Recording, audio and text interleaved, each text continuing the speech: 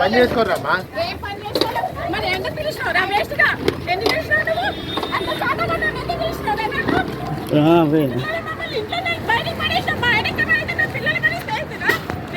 ముఖం లేని పాడుకో, ముఖం లేనోడా మాట్లాడరు ఇక్కడ.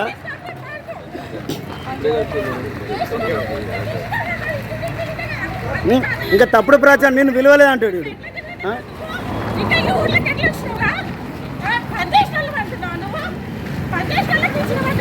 చంబుకో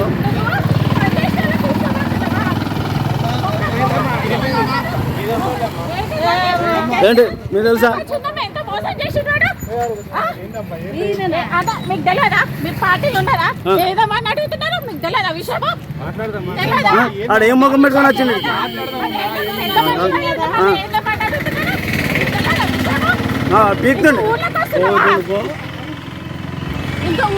మొక్కం లేనివాడు తల దాచుకొని పోతుండు. మొక్కం లేని పాడకు తల దాచుకొని పోతుండు. ఇంట్లో పిలిచి ఇంకా నీ పిల్లలని చెప్తాడు. తల దాచుకొని పోతుండు. అన్నం తిందే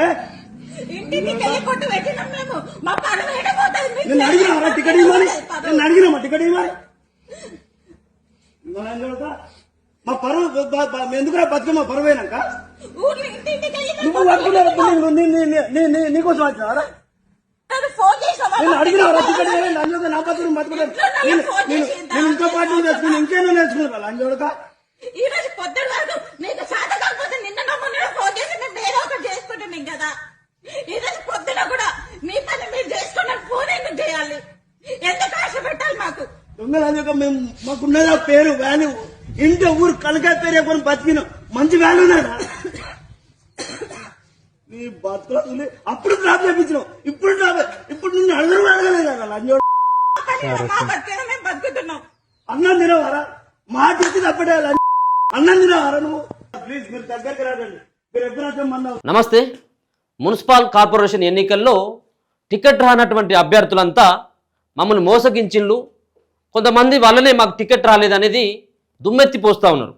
మనం తరచుగా చూస్తూ ఉన్నాం. ఇటీవల మనం ఈ 4-5 రోజుల కానించి అయితే మున్సిపల్ ఎన్నికలకు సంబంధించినటువంటి ప్రచారం కావచ్చు, దాని తర్వాత అంతకంటే ముందు నామినేషన్ కావచ్చు, టికెట్ కేటాయింపు అప్పటి నుంచి అసంతృప్తులంతా కూడా మొత్తం వాళ్ళంతా కూడా దుమ్మెత్తి పోస్తూ ఉన్నారు, తిడుతూ ఉన్నారు ప్రజాప్రతినిధులు, మాజీ ప్రజాప్రతినిధులని.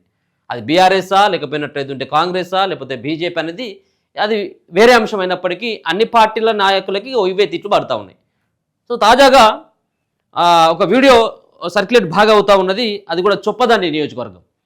చొప్పదండిలో ఉన్నటువంటి మున్సిపల్ ఎన్నికల్లో భాగంగా అక్కడ 4వ వార్డు నుంచి అక్కడ 14 వార్డులేమి ఉన్నట్టున్నాయి. ఆ 14 వార్డుల్లో 4వ వార్డుగా ఎవరికి మీకు టికెట్ ఇస్తాను, మీరు గ్రౌండ్ వర్క్ చేసుకోండి, మీకే టికెట్ కన్ఫర్మ్ అయింది, గెలిస్తే మీరే మున్సిపల్ చైర్మన్ అని అనౌన్స్ చేసి అది చెప్పినటువంటి వ్యక్తి మాజీ ఎమ్మెల్యే సుంకె రవిశంకర్. సో ఈ రవిశంకరు అక్కడ ఉన్నటువంటి ఎవరికి కోమలత మహేష్ అన్నటువంటి దంపతులకి ఫోన్ చేసి నేరుగా మీరు అయ్యగారి దగ్గర మంచిగా చూపెట్టుకోవాలి, 2 సెట్లు ఎత్తారా, 3 సెట్లు ఎత్తారా, 4 సెట్లు ఎత్తారో చూపెట్టుకొని మీరు నామినేషన్ వేసుకోండి, మీకు క్లియర్ అయిపోయినట్టే అని చెప్పాడు. ఇక తీర నామినేషన్ వేసేటువంటి టైంలో బీఫామ్ ఇచ్చేందుకు రవిశంకరు వెనుకాడికి వేసిండు. మీకు నామినేషన్ని మీకు బీఫామే ఇచ్చేది లేదని చెప్పేసి కరాఖండిగా చెప్పిండట. చెప్పేసి వాళ్ళని బీఫామ్ ఇవ్వకుండా ఇబ్బంది పెట్టడం వల్ల వాళ్ళు నేరుగా ఎమ్మెల్యే ఇంటికి పోయిండ్రు. మనకు కనబడుతూ ఉంటుంది పక్కన. సో ఆయన నేరుగా ఎమ్మెల్యే ఇంటి దగ్గరికి పోయి పురుగుల మందు డబ్బా పట్టుకొని ఇక విపరీతమైనటువంటి తిట్లు, నువ్వు చేయబట్టే మాకు టికెట్ రాలేదని. ఇక ఆ మున్సిపల్ ఎన్నికల ప్రచారంలో సుంకె రవిశంకర్ ఎక్కడికి పోతే అక్కడికి ఈ దంపతులు ఇద్దరు పోవడం, అక్కడ నానా దుర్భాషలు ఆడడం. ఎందుకంటే సహజంగా ఎవరికైనా ఉంటుంది ఆ కోపం, ఎవరికైనా ఆ కోపం ఉంటుంది. ఎందుకంటే నేరుగా ఇంట్లో ఉన్నటువంటి వ్యక్తులకి రమ్మని చెప్పేసి మీరు బయటికి రాండి మీకే టికెట్ అని చెప్పేసి అనౌన్స్మెంట్ చేసి వాళ్ళని తీరా రోడ్డుకి ఎక్కిన తర్వాత వాళ్ళని రోడ్డు పాలు చేయడం ఎవరు కూడా జీర్ణించుకోలేరు. సహజంగా వచ్చేటిది అది చేస్తూ ఉన్నారు. ఒకసారి వాళ్ళతో మాట్లాడదాం.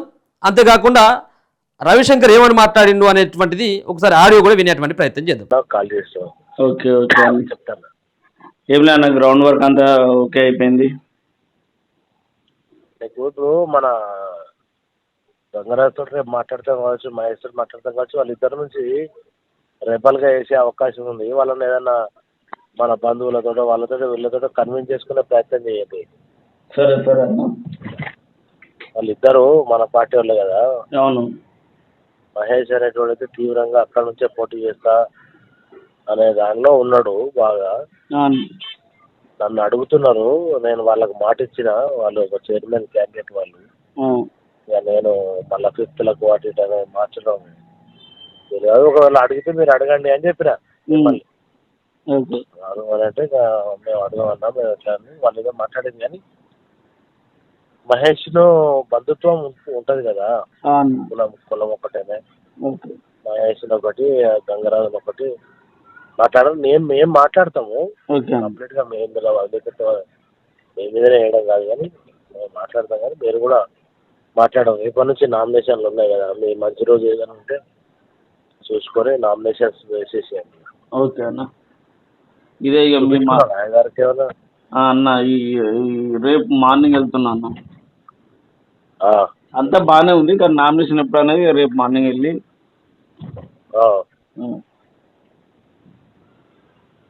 అయ్యగారు చూపించుకొని వేసుకోరు నామినేషన్. ఒక్కటే ఎత్తారా, 2 ఎత్తారా, 4 ఎత్తారా, 3 ఎత్తారా అనేది మీరు చూసుకోండి. ఓకే అన్న. ఓకే అన్న. ఓకే. ఆ డాక్యుమెంట్స్ అన్నీ కరెక్ట్ చూసుకోరు. మళ్ళీ ఏదైనా నామినేషన్ కొట్టుడు, రిజెక్ట్ అవడం అట్లాంటివి ఏమైనా ఉంటే కష్టం అవుతుంది. సరే అన్న, అన్నీ కరెక్ట్ చూసుకొని వేస్తాను. మంచిది. ఓకే అన్న, థ్యాంక్ యూ అన్న. ఏందన్నా ఈ లొల్లి ఏంటిదా? ఇది మన చొప్పదండి మున్సిపల్ 4వ వార్డు కోమలత మహేష్ వాళ్ళ దంపతులది. కోమలతకు మనం ఏం చెప్పినామంటే 5th లో మహిళా రిజర్వేషన్ ఉంది కనుక అక్కడ నుంచి పోటీ చేయమని చెప్పినాం. ఓకే. మేము చేస్తే అది ఎస్సీ జనరల్ సీట్ లో పోటీ చేస్తాము, లేకపోతే మేము వేరే పార్టీకి వెళ్ళిపోతామని ఉల్టా మనకే వార్నింగ్ ఇచ్చినారు. ఓకే. కనుక మనకు ఇక్కడ జనరల్ లో మనం ఇంతకు మాజీ కౌన్సిలర్ ఉన్నాడు, 9th లో ఆయన వరకు తెలిసిన ఆయనకు అక్కడ అకామిడేట్ చేయవలసి వచ్చింది. ఇక్కడ చేయమని అంటే వాళ్ళు చెయ్యలే. 9లో కాదే, 5లో మహిళా రిజర్వేషన్ ఉంది అక్కడ, ఎస్సీ మహిళ. చైర్మన్ అభ్యర్థి కూడా ఇక్కడ మహిళా రిజర్వేషనే. ఓకే. ఎస్సీ మహిళా రిజర్వేషన్ కనుక మనం అవసరమైతే మీరే చైర్మన్ అభ్యర్థిగా చేసుకొని ఆ మహిళ 5లో నిలబడండి అని చెప్పినాం. ఓకే. వాళ్ళు 4లో నిలబడతాం, మాకు 4లో టికెట్ ఇస్తే ఇయ్యండి, లేకపోతే లేదని వాళ్ళు మనతోటి మాట్లాడారు. వాళ్ళకి టికెట్ ఇస్తా అన్న మాట వాస్తవమే, 5లో నిలబడమన్న మాట వాస్తవమే. వాళ్ళు మేము నిలబడము, 4లో అయితేనే మేము నిలబడతాం అనేది ఇదంతా జరిగింది. సో పార్టీ ఇక్కడ ఉన్నటువంటి పెద్దలందరూ కలిసి ఇక్కడ ఒక కమిటీ వేసుకున్నాం. దాని ప్రకారంగా ఎవరెవరికి టికెట్లు ఎట్లా గెలిచే వాళ్ళు ఎవరు ఏందనేది చూసినప్పుడు మరి వీళ్ళకి 5th లో కొమ్మంటే 5th లో కనీసం నామినేషన్ కూడా వేసుకోవాలి. చివరికి మనల్ని బదనాం చేసే ప్రక్రియ పెట్టిర్రు, మా ఇంటి కాడికి వచ్చిర్రు, నొల్లి పెట్టిర్రు, మన్ను పోసిర్రు, తిట్టిర్రు, అన్ని రకాల ఏ చేయాలో చేసిర్రు. అయిపోయింది. ఇక ఇప్పుడు మరి నువ్వు ఒక రికార్డు కనబడుతుంది, దాంట్లో అయ్యగారును చూపెట్టుకో 2 వేసుకుంటావు 3 వేసుకుంటావు నామినేషన్లు అనేది మీరు చెప్తున్నారు కదా. దాంట్లో మరి మీరు 5లో వేసుకోమని చెప్పేసి మెన్షన్ చేయనట్టుంది కదా. దాంట్లో చెప్పింది తర్వాత మళ్ళీ అంటే అది వాళ్ళు పెడతలేరు. ఇప్పుడు మన లోపం ఏదన్నా ఉంటే అది చూపిస్తున్నారు తప్ప వాళ్ళతో మనం ఇప్పుడు నేను 5లో వేసుకోవాలని చెప్పింది బయటకు పెడితే వాళ్ళ తప్పిదం కూడా కనబడుతుందని అనుకుంటారు కదా. ఓకే. కేవలం పార్టీని బదనాం చేయాలి, నన్ను బదనాం చేయాలని అది కాంగ్రెస్ వాళ్ళు కావాల్సుకొని. నిన్న మీరు స్టేటస్ చూడండి, కాంగ్రెస్ పార్టీ వాళ్ళ అన్ని స్టేటస్లు వాళ్ళ అఫీషియల్ పేజీలలో దీన్ని స్ప్రెడ్ చేశారు. ఓకే. సో మీకు సత్యం కూడా మేడిపల్లి సత్యం అఫీషియల్ పేజీలో కూడా ఈ పోస్ట్ పెట్టిండు. ఓకే. అక్కడ కాంగ్రెస్ వాళ్ళు ఓడిపోతున్నారు, ఈడ వాళ్ళకు 2-3 సీట్లు కూడా గెలుతలేరు. కనుక వాళ్ళ ఓటమి భయంతో మనల్ని ఇట్లా బదనాం చేస్తే ఇక వాళ్ళు ఏదో చేయొచ్చు అనేది ఒక కుట్రతోటి మన మీద కక్షపూరితంగా ఇవన్నీ. అంటే వాళ్ళు కూడా మొదటి నుంచి కూడా మీ బీఆర్ఎస్ పార్టీలతో కలిసిన వాళ్ళు బీఆర్ఎస్ పార్టీ మనసులే కదా అన్న, ఎందుకు వాళ్ళు అట్లా మిమ్మల్ని బ్లేమ్ చేయాలని చూస్తారు? ఎవరు? ఇప్పుడు ఉన్నటువంటి ఈ కోమలత మహేష్ వాళ్ళు ఓన్లీ 4th లో నామినేషన్ వేసారు. 4th లో మనం బీఫామ్ ఇవ్వలేకపోయినా కనుక వాళ్ళకి టికెట్ రాలేదు కనుక వాళ్ళు ఇవన్నీ చేస్తున్నారు. ఇప్పుడు వాళ్ళు ఇండిపెండెంట్ గా పోటీ చేస్తారు. ఓకే. ఇండిపెండెంట్ గా పోటీ చేసినప్పుడు వాళ్ళు గెలిచి రావాలి, కొట్లాడాలి. కానీ నా మీద కొట్లాడితే ఏమొస్తుంది? అంటే వాళ్ళ ఇంట్లో ఉన్నటువంటి వాళ్ళను పిలిచిన, అసలు మేము టికెట్ అడగకపోయినా కానీ మాకే ఫోన్ చేసి రా అని చెప్పేసి అన్నాడు, మమ్మల్ని ఇట్లా రోడ్డు మీద వేసిండు మా బతుకులు అని చెప్పేసి వాళ్ళు మాట్లాడుతున్నారు కదా. అవునన్నా, నేను ఏమంటున్నా, వాళ్ళకు నేను టికెట్ ఇస్తా అన్నమాట వాస్తవము. కానీ 5th లా జనరల్ మహిళ ఉంది, దానిలో పోటీ చేయండి, పార్టీ బీఫామ్ ఇస్తాము, వాళ్ళకి అన్ని రకాల సపోర్ట్ చేస్తామని చెప్పినాము. ఓకే. కాకపోతే వాళ్ళు 5th లా 4th లా చేస్తాం అనేది వాళ్ళ ఒక వాదన, మొండి వాదన. అంతే. అట్లా ఇప్పుడు అది 4th జనరల్ ఉంది, ఎస్సీ జనరల్ ఉంది, మీకు ఎస్సీ మహిళ ఉంది కదా ఇక్కడ 5th లో. ఓకే. వాళ్ళు 5th లో కూడా బ్రహ్మాండంగా గెలుస్తారు, అట్లా ప్రాబ్లం లేదు. మరి ఎందుకు వాళ్ళు వద్దంటారు మరి 5లో? అయ్యో, అది వాళ్ళకి తెలియాలి. మనం అంటే మీ పార్టీ వాళ్ళే కదా, వాళ్ళు కూడా చెప్తారు కదా 5లో ఎందుకు వద్దని, మీరు కూడా అడుగుతారు కదా, ఎందుకమ్మా మరి ఆడ వేసుకోవచ్చు కదా. ఒకటే కారణం, మేము చెయ్యము 5లో చెయ్యము అని అంటారు అంతే. వాళ్ళు ఒకటే మొండి కారణం, 4లోనే చేస్తాం, ఇస్తే 4 టికెట్ లేకపోతే లేదు. ఓకే. ఇప్పుడు ఒకవేళ ఇంకా మీరు అన్నట్టుగానే వాళ్ళు 5వ నెంబర్లో మీరు పోటీ చేయమని చెప్పేసి అన్నప్పుడు ఈ ప్రశ్న ఉత్పన్నం కాకపోవు.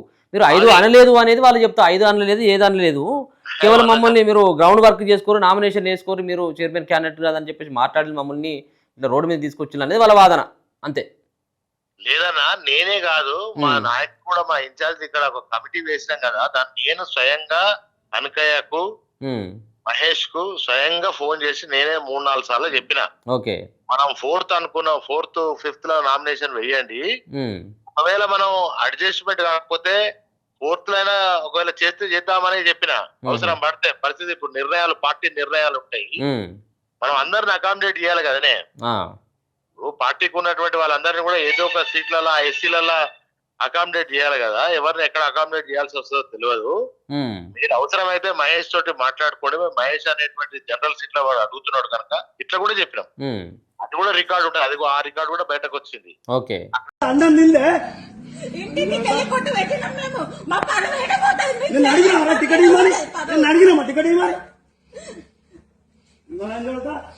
మా పరువు ఎందుకురా బతుకమ్మ పరువు అయినాక నువ్వు బతుకున్నావు, నీకోసం వచ్చినారా?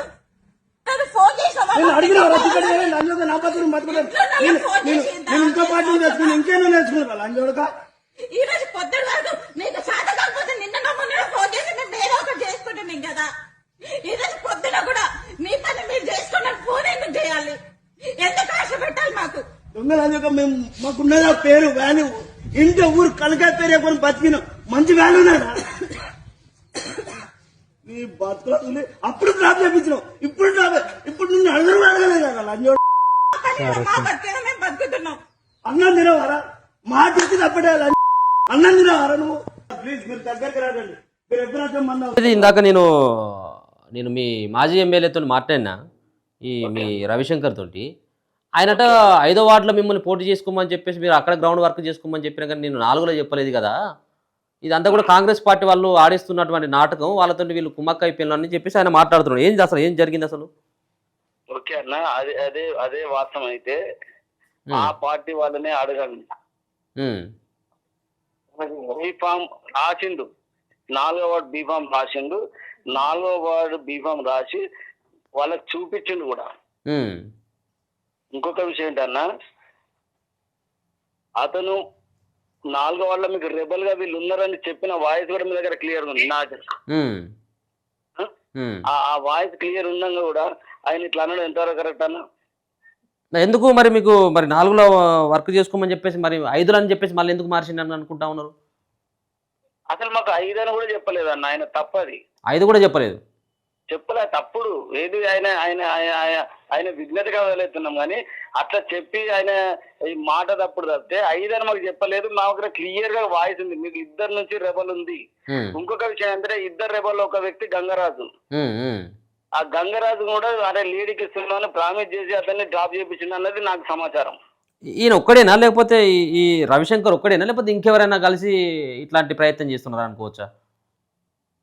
అన్న ఇప్పుడు నా ఉద్దేశం ప్రకారం మమ్మల్ని ప్రత్యేకంగా ఆహ్వానించింది మాత్రం ఇతనే అన్న. ఆయన ఆయన ఫోన్ నుండే మాకు కాల్ వచ్చింది, ఆయన ఫోన్ ద్వారానే మేము ఆయన ఇంటికి వెళ్ళినాం. మీరు మొదటి నుంచి కూడా బీఆర్ఎస్ పార్టీనా? మా నాన్నగారు బీఆర్ఎస్ పార్టీ, మా పెద్ద నాన్నగారు కూడా బీఆర్ఎస్ పార్టీలో. మా పెద్ద నాన్న ఇంకా చాలా చురుగ్గా పాల్గొన్నారు, ఫస్ట్ నుంచి టీఆర్ఎస్ నుంచి బీఆర్ఎస్ కాదు. మీకు ఎట్లా ఉంది? మీకు బీఆర్ఎస్ పార్టీతో ఎప్పటి నుంచి ఉన్నారు మీరు ఆ పార్టీలో? మేము గత 5 సంవత్సరాలుగా మా నాన్నగారు చేస్తున్నారు కాబట్టి మా నాన్నగారు గత 4 దఫాలు వార్డు మెంబర్ వేసిన అనుభవం ఉన్నది. సో ఆ విధంగా మా నాన్నగారి పొలిటికల్ బ్యాక్గ్రౌండ్ మంచిగా ఉంది. అంటే ఇప్పుడు మొదటి నుంచి మీకు ఇంట్రెస్ట్ ఉండేనా? అంటే ఈ ఎన్నికలు రాగానే పోటీ చేద్దామన్నటువంటి ఆలోచన ఉన్నదా? ఆలోచన లేనటువంటి వ్యక్తికి ఆలోచన కల్పించిండు ఆయన రవిశంకర్. ఇది రైట్ పాయింట్ అన్న. పొలిటికల్ గా మా నాన్నగారు చేయాలని ఇంట్రెస్ట్ ఉండే, కానీ ఎప్పుడైతే ఎస్సీ మహిళ అయిందో మాకు దీన్ని డైవర్ట్ చేసిండు. ఓకే, మీరే ఎస్సీ చైర్పర్సన్ అని క్లియర్ చేసిండు. ఆ వాయిస్ లో కూడా ఉంటుంది చూడండి. అవును అవును అవును విన్నాను. మరి ఏంటిది ఇప్పుడు వేరే పార్టీ నుంచి ఏమైనా నామినేషన్ వేసినా ఏంటిది పరిస్థితి? ఏమైనా ఇండిపెండెంట్ గానో లేకపోతే? మేము మాట మీద నిలబడ్డాం కాబట్టి ఒకటే పార్టీ మీద వేసినాం. మాకు ఆ టికెట్ రాలేదు కాబట్టి మేము ఇండిపెండెంట్ గా ఉన్నాం. ఇండిపెండెంట్ గానే పోటీలో బరిలో ఉన్నాం. ఇండిపెండెంట్ 4వ నెంబర్ నుంచి వేసిందా? 4వ వార్డు అదొక్కటే అతను చెప్పింది అదే, మేము వేసింది అదే. మేము ఇంకో వేరే దాంట్లో వేసినా రేపు ఆయనే మాకు బీఫామ్ ఎందుకు వేయలే అని మమ్మల్ని కూడా అంటుండే. మరి ఇప్పుడు మీరు నామినేషన్ వేసిండ్రు అంత అయింది, కానీ మీకు అంతా కూడా సహకరించేది అంతా కూడా కాంగ్రెస్ వాళ్ళు సహకరిస్తా ఉన్నారు. అంతా నిన్న మీరు పాయిజన్ డబ్బా పట్టుకున్నది కూడా మీరే కదా, మీరు మీ మిస్సెస్సే కదా? అవునండి. నిన్న ఆయన పోతుంటే కూడా ఏదో కార్లో పోతుంటే కూడా తిడుతూ ఉన్నారు, ఆ వీడియో కూడా మీదే కదా? అవునండి. అదే ఆయన కూడా అంటా ఉన్నాడు, ఇవన్నీ కూడా వీడియోలు చేయడానికి కాంగ్రెస్ వాళ్ళు దగ్గరుండి చేపిస్తున్నారని ఆయన అంటా ఉన్నాడు. ఈయన కన్నా కొంచెం ఇంకిత జ్ఞానం ఉండాలి. కాంగ్రెస్ వాళ్ళు రవిశంకర్ తో ఫోన్ చేపించి ఇంటికి పిలిపించుకున్నారు అట్నా? కాంగ్రెస్ వాళ్ళే రవిశంకర్ తోని వీళ్ళకి మాటిమని చెప్పింది అట్నా? కాంగ్రెస్ వాళ్ళే రవిశంకర్ తోని లాస్ట్ ఏ టైం కు బీఫామ్ సబ్మిట్ చేసిండో మీకు ఐడియా ఉంటది కదా? B form submission of b form in the office ఆ టైం కూడా ఉంటది కదా? అవునవును. బిఫోర్ సబ్మిషన్ మనకు కొంచెం ఇంటిమేషన్ కూడా ఇవ్వాల్సిన ఇంకిత జ్ఞానం కూడా లేదు ఆయనకు. బీయింగ్ ఎమ్మెల్యే ఒకసారి ఫేస్ టు ఫేస్ మాట్లాడమనండి. నేను మా మిస్సెస్ నేను వస్తాము, అతను మాట్లాడతా. ఇట్లాంటి కాంగ్రెస్ వాళ్ళు చెప్తే చేస్తేనే అంత అంత అంత స్థాయికి మేము ఇంకా దిగజారలే. ఇట్లాంటి రాజకీయాలు అనేవి పక్కకు పెట్టుకోను. ఇంకా నన్ను కొంచెం నీతిగా నిజాయితీగా బతుకున్నాను ఆయనను. ఇప్పటివరకు ఆయన సంపాదించుకున్న ఏదైనా పేరు అసలే లేదు, ఇంకా పేరు ఆస్తులు ఇంకా సంపాదించుకున్నా. ఇట్లాంటిది ఆయనను అలా ఇంకొకసారి మాట్లాడమన్నాను. ఒక్కోసారి మాట్లాడితే డిబేట్ పెట్టండి, నేను వస్తా. ఓకే, మరి ఏమన్నా మీరు ఏమన్నా ఆ పార్టీలో ఉన్నారా ఇప్పుడు, లేకపోతే అక్కడి నుంచి అలాగే ఏమన్నా బయటకు వచ్చినట్టేనా? ఏంటిది అసలు పరిస్థితి? ప్రెసిడెంట్ ఇండిపెండెంట్ గా పోటీ చేస్తున్నాం, ఇండిపెండెంట్ బరిలో ఉన్నాం. ఇండిపెండెంట్ గా గెలిచిన తర్వాత ఆయన చూపిద్దామని చెప్తున్నాం. దాని తర్వాత కాంగ్రెస్లోకి వెళ్తారా? ఒకవేళ గెలిస్తే లేదా మళ్ళీ బీఆర్ఎస్ఏనా? సార్ కాంగ్రెస్ బీఆర్ఎస్ ఇవన్నీ మాకు సంబంధం లేదు సార్. ఇప్పుడు మేము గెలవడమే ముఖ్యం మాది. అంతే అంతే. ఈ గెలిచి ఇక్కడ ఇంకొకటి కూడా ఉంది సార్. ఏ పార్టీ అయినా ఈవెన్ కాంగ్రెస్ కానీ బీజేపీ కానీ ఇంకా టీఆర్ఎస్ అనేది ఇట్లాంటి మహిళలకు అన్యాయం చేయదనేది మా సిద్ధాంతం. Right, thank you Mahesh Bhai. Okay, right. ఇది అక్కడ ఉన్నటువంటి బాధితుడు టికెట్ రాకుండా దుమ్మెత్తి పోస్తున్నటువంటి వాళ్ళు ఎవరైతే దంపతులు ఉన్నారో దాంట్లో వాళ్ళ అక్కడ ఉన్నటువంటిది మున్సిపల్ చైర్మన్గా అక్కడ మహిళకు రిజర్వేషన్ కావడం జరిగింది, ఎస్సీ మహిళగా. సో వాళ్ళ ఇంట్లో ఉన్నటువంటి వాళ్ళకి మేము టికెట్ ఇస్తాము, మీరు రాండి బయటకు అని చెప్పి మొత్తానికి తప్పించుకున్నటువంటి ప్రయత్నం చేస్తున్నాడు అనేది ఆయన యొక్క భావన. చూస్తూనే ఉండండి మన తెలుగు.